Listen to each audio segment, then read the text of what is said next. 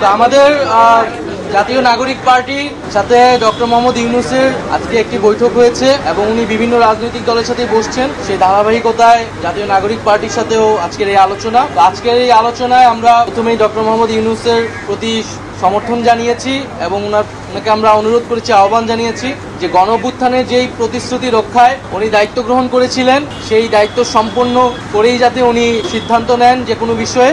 আমাদের আলোচনায় যেই বিষয়গুলো গুরুত্ব পেয়েছে, আমরা বলেছি যে আওয়ামী লীগ নিষিদ্ধের আন্দোলনে জুলাই ঘোষণাপত্র বাস্তবায়নের একটি দাবি ছিল এবং সরকারের পক্ষ থেকে 30 দিন আমাদেরকে বলা হয়েছিল, 30 কার্য দিবসের মধ্যে সেটি হবে। নির্ধারিত সময়ের মধ্যে যাতে জুলাই ঘোষণাপত্র জারি করা হয়, প্রদান করা হয়, সেই বিষয়ে আমরা আহ্বান জানিয়েছি এবং সরকারের পক্ষ থেকে, ডক্টর ইউনূস স্যারের পক্ষ থেকে আমাদেরকে আশ্বস্ত করা হয়েছে।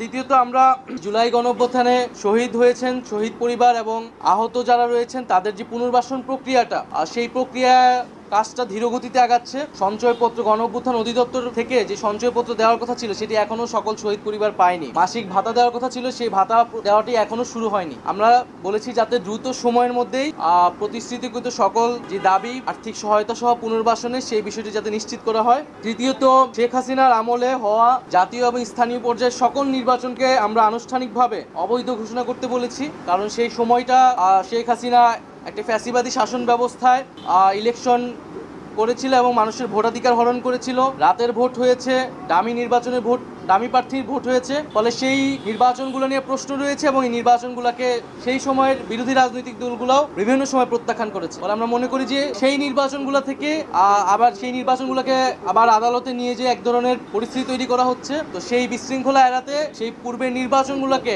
আইনগতভাবেই অবৈধ ঘোষণা যাতে করা হয়। আমরা চতুর্থত বলেছি যে ইলেকশন কমিশনের উপর আস্থা রাখতে পারছি না রাজনৈতিক দল হিসেবে। সেই ইলেকশন কমিশন পুনর্গঠন করে স্থানীয় সরকার নির্বাচনের দ্রুত আয়োজন করা হয়। এর ফলে নাগরিক সেবা যেই দুর্ভোগটি হচ্ছে, নাগরিক সেবা পাচ্ছে না জনগণ, সেটি নিশ্চিত করা সম্ভব হবে। আর সর্বশেষ আমরা বলেছি যে জুলাই গণহত্যার বিচার এবং সংস্কার প্রক্রিয়া চলমান এবং সংস্কারের যে জুলাই সনদ ঘোষণা হওয়ার কথা, যে আমরা নির্বাচনের কথা বলছি, গণপরিষদ এবং আইনসভা নির্বাচন, এই তিনটি সমন্বিত একটি পরিকল্পনা, সুনির্দিষ্ট পরিকল্পনা বা রোডম্যাপ যাতে একত্রে সরকার ঘোষণা করে এবং আমাদের যেই গণঅভ্যুত্থানের প্রতিশ্রুতি ছিল সংস্কার বিচার, সেটি এর মধ্য দিয়ে আসলে বাস্তবায়ন হওয়া সম্ভব। জুলাই মাসের মধ্যেই জুলাই সনদ আসবে এরকমটা আশ্বস্ত আমাদেরকে করা হয়েছে। আমরা বলেছি যে বিচারটাও কবে শেষ হবে, কোন প্রক্রিয়া আগাবে এবং নির্বাচন যেটা ডিসেম্বর থেকে জুনের মধ্যে হওয়ার কথা, সেটারও একটা সুনির্দিষ্ট পরিকল্পনা যাতে সরকারের পক্ষ থেকে ঘোষণা করে। ওটা থেকে এই 5টি বিষয়ে আমাদের